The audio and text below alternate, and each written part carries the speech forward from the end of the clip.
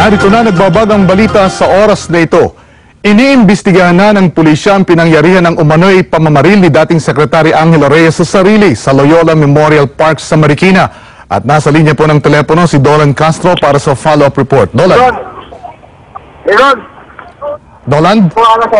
Indo, sa mga oras na tuloy pa rin naman ang ginagawang investigasyon dito ng ating mga pulis.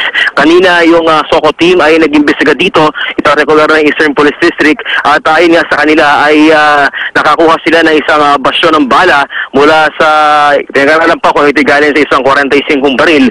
Ngayon din naman ay isang libro ang nakuha dito ng SOCO team. Ito yung libro na The Trump, The Art of the Deal, na ayon sa mga caretaker dito, ito yung binabasa ni dating Secretary Angelo Reyes matapos nga yung bago maganap yung pagbaril na sinasabi nga sa kanyang sarili. At ayon nga sa mga nakakita dito ay takong alas 7:40 hanggang 45 nang maganap yung nasabing insidente. At ang sinasabi nga kasama niya yung dalawa niyang anak na lalaki at isang aide nang matapos na paalis na sana yung grupo, yung kanilang pamilya, ay nauna munang umalis sa punta sa sasakyan itong dalawang anak ni Secretary Reyes.